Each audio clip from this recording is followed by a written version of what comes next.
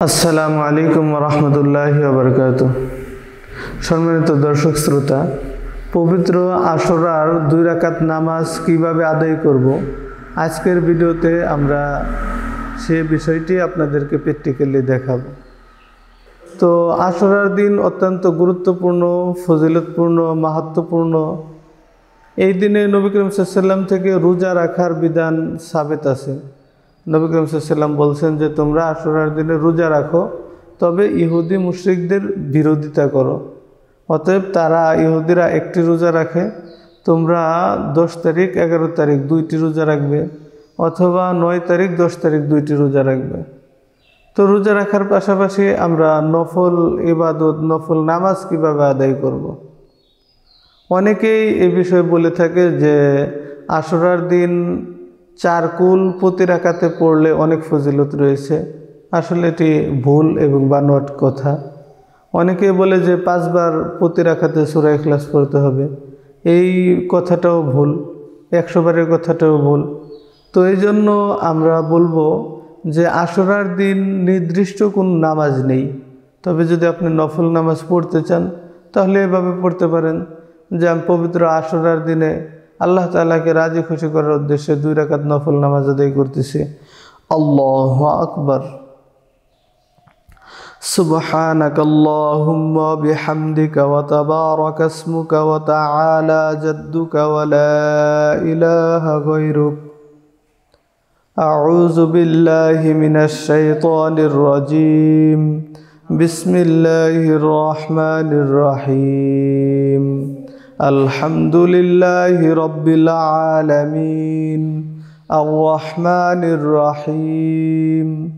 মালিক ইয়াউমিদ্দিন। ইয়াকা না'বুদু ওয়া ইয়াকা নাস্তাঈন। ইহদিনাস সিরাতাল মুস্তাকিম।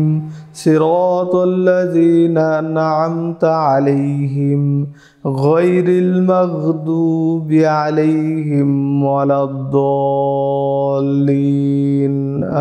আমিন। বিসমিল্লাহির রহমানির রহিম। আলম তারা কাইফা ফাআলা রাব্বুকা বিআসহাবিল ফিল। আলম ইয়াজআল কাইদাহুম ফি তাদলিল ওয়া আরসালা আলাইহিম তায়রান আবাবিল ترميهم بحجارة من سجيل فجعلهم كعصف مأكول. الله أكبر. سبحان ربي العظيم. سبحان ربي العظيم. سبحان ربي العظيم. سمع الله لمن حمده. ربنا لك الحمد حمدا كثيرا طيبا مباركا فيه. الله أكبر. سبحان ربي الأعلى. سبحان ربي الأعلى. سبحان ربي الأعلى. الله أكبر. اللهم اغفر لي وارحمني واهدني وعافني وارزقني. الله أكبر. سبحان ربي الأعلى. سبحان ربي الأعلى. سبحان ربي الأعلى. الله أكبر. بسم الله الرحمن الرحيم. الحمد لله رب العالمين. الرحمن الرحيم. مالك يوم الدين. إياك نعبد وإياك نستعين. اهدنا الصراط المستقيم. صراط الذين أنعمت عليهم غير المغضوب عليهم ولا الضالين. آمين. بسم الله الرحمن الرحيم. لإيلاف قريش إيلافهم رحلة الشتاء والصيف فليعبدوا رب هذا البيت الذي أطعمهم من جوع وآمنهم من خوف الله أكبر سبحان ربي العظيم سبحان ربي العظيم سبحان ربي العظيم سمع الله لمن حمده ربنا لك الحمد حمدا كثيرا طيبا مباركا فيه الله أكبر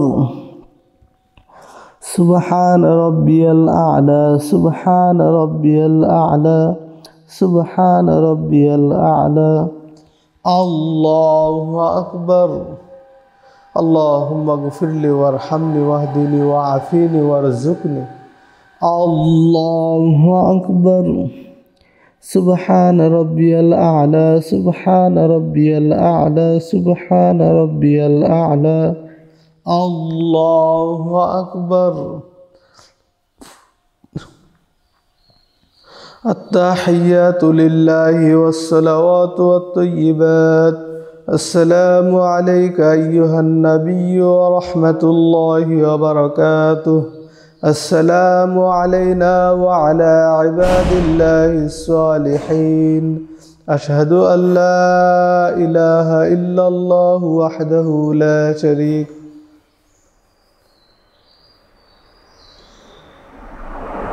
أشهد أن لا إله إلا الله وأشهد أن محمدا عبده ورسوله اللهم صل على محمد وعلى آل محمد كما صليت على إبراهيم وعلى آل إبراهيم إنك حميد مجيد اللهم بارك على محمد وعلى آل محمد كما باركت على إبراهيم وعلى آل إبراهيم إنك حميد مجيد اللهم إني ظلمت نفسي ظلما كثيرا ولا يغفر الذنوب إلا أنت فاغفر لي مغفرة من عندك وارحمني إنك أنت الغفور الرحيم